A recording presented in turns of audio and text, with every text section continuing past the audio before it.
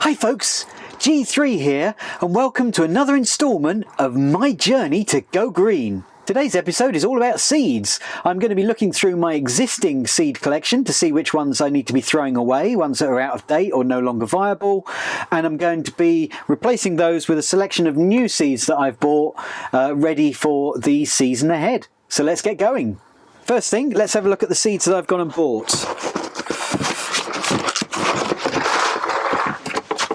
I had an issue last season with some peas that I was sowing. Germination was extremely poor. Now, I thought that might be because of the compost that I was using, but equally, it was potentially because of a bad batch of seeds. I'll include a link to that video up above. So this season, I've changed supplier and I've gone to Mr Fothergill's. I saw that they had a great selection on their website. They had a variety of budget seeds that were all types that I would be growing anyhow, so that was fantastic. I managed to pick up a bargain. I've got approximately 20 packets of seeds and it cost me roughly £20 overall. Great value.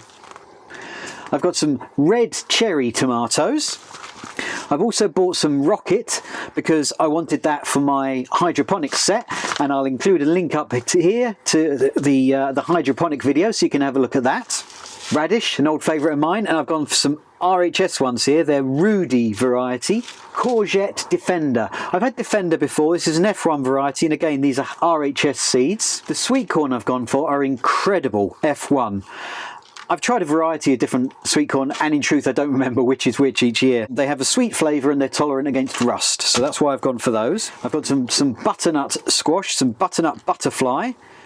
For parsnips I've got Hollow Crown. They should hopefully give me some good roots, and these were from the Country Value range. Some more beetroot. These are Sorbetto. We do love our beetroot. Spring onions I've got Guardsman, and these are Mr Fothergill seeds. Flyaway are the type of carrot I've got because they are deterring carrot fly. I've also gone for some Chantenay red cord carrots. I'm going to try a couple of different types. Samphire. I thought I'd try something different this year, so I'm going to grow some Samphire. Because we're in a coastal location, I live in Dover, I thought that might be a nice one to try. Some Cape Gooseberry, golden berry, the Physallis. These grow really easily here, especially in the greenhouse. I've grown them before and they tend to self-seed year after year. They will predominantly be grown in the greenhouse, but they do also take outside, and they're really nice fruit on those. The cucumber I've gone for are Telegraph Improved. I've got some free seeds as a result of the ones that I bought. So I've got some lettuce, this is crisp mint, and they've also sent some California poppy as a free selection. The red peppers I've gone for this year are Hot Prairie Fire. Now really I should have got those started already on the heat mat. So we're in March at the moment, so a little bit late with that. I really need to get up to speed with those, so we've got a nice long growing season. Okay, now peas I've gone for Ambassador. They're an improved onward type apparently, with high yields and resisting mildew. So those are the peas I'm going to try this year. Some Blue Lake climbing French beans. I had some bushy varieties before, low lying, but I prefer the climbing beans, so that's what I'm going for with those. And I've also got some Monge 2. Mrs G3 loves some Monge 2, so I've got some Sweet Sensation Monge 2. So a good variety of seeds there from Mr Fothergill's, quite a nice range. What I've got is a bulbs and seeds tin that keeps all my old ones in. And there's quite a collection in here from past years. The issue with seeds is that they don't maintain their effectiveness over future years. So if you've bought seeds for this year, then you'll have a much better germination rate than you will in future years. So although these seeds have a number of years on them, so these spring onions, they were packed in 2021, and it says to sow by 2024, so reasonable range on those. So those should probably be okay for this year, 2022. They won't be quite as effective as last year with the germination rate, but they should still be fine. So ones like that are okay. I will keep those. Now what I've got here are some Verve Winter Pea. Now these expire 2023, but because I've gone and bought some fresh peas because of the incident that we had, and this packet has got damp over winter, I am going to be changing these, so I am going to get rid of these peas. Now unfortunately a number of these seeds have got a little bit damp over winter in the shed. There was a little bit of leaking, so that might cause a problem. So I have actually bought some wildflower seeds and some yellow rattle seeds for replacing some of the wildflowers that I've got. I'm not sure how well they're going to germinate, so we'll have to see with those, but I need to keep those ones. Right, carrots. Because I've got two varieties of carrots, I'm not going to keep these ones. I don't need to keep them. They are sow by the year end 2023, but just to make sure that I keep a good vigorous growth, I'm going to get rid of those ones.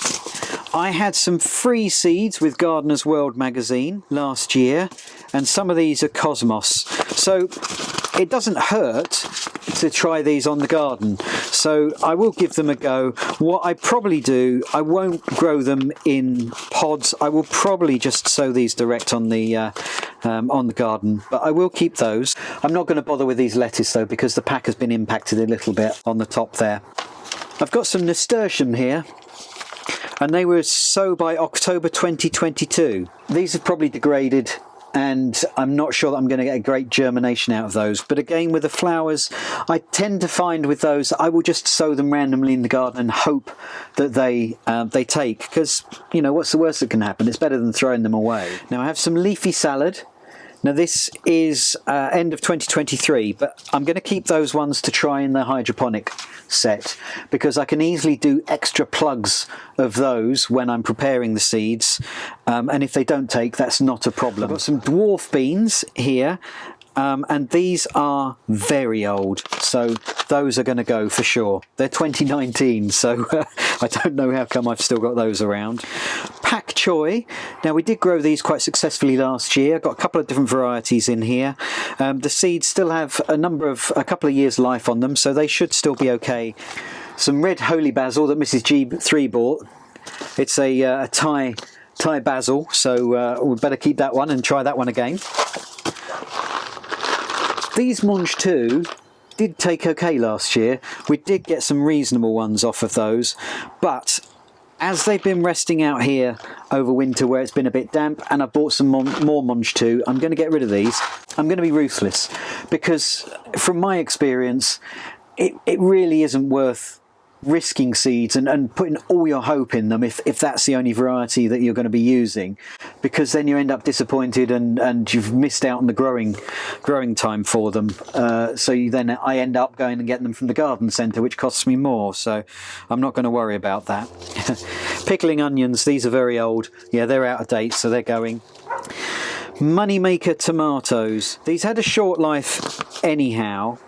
Tomatoes are very persistent, so if you've got seeds that are like in your compost bin, they'll germinate for the next year. They tend to be very very hardy. Even though these have been sitting out over winter in the tin, the packet's unopened, so I'm going to try and give these a go and see if I can get any off of those. The same with these courgettes, they're unopened. I'll keep them as a backup packet just in case for this year, and grow some of those alongside my favoured ones, just in case there's an issue with those. These are the blue Hubbard squash. Now, these were really successful. I'll include a link up here to a video where I do grow the squash around the outside of my raised bed, just in case you haven't seen that. It was really successful. So I was growing sweet corn in the middle, but I was using the outside frame to grow the blue Hubbard squash up. So it's definitely worth a go if you haven't done that.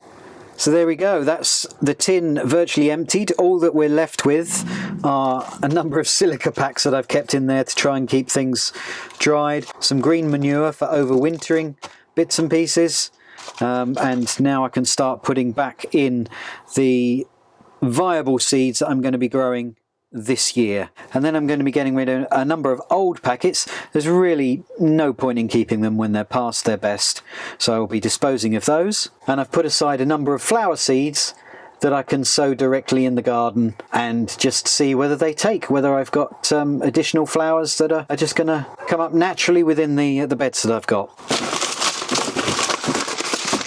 So I'm going to put the older seeds towards the bottom because they're my backup ones, and put the newer seeds on top. So there we go. A nice selection of seeds ready for the new season ahead. So there we go, folks. That's me sorting through my seeds for the season ahead. I've been ruthless and got rid of seeds that are out of date or look to be in poor quality, and I've kept back a few seeds that still have good shelf life on it. The packets seem intact, and I will use those as backups just in case I have issues with the main seeds that I've purchased for the season ahead. It really is a false economy growing seeds that just aren't going to be viable because they just won't take, and you may well miss out on the growing season. So my recommendation to you is be ruthless. Now I've gone and sorted out my seeds, next up for me will be starting to sow some of these. So keep an eye on future videos where I start sowing these. If you haven't done so already, then why not subscribe to the channel to make sure that you don't miss out. So there you go, folks. Hope you found the video useful. If you did, then please click the like button down below. And if you haven't done so already, then why not subscribe to the channel and click the bell icon so you get notified when I load up a new video. Well, thanks for watching, folks. Until next time, bye. Well, there you go, folks. Hope you found the video useless.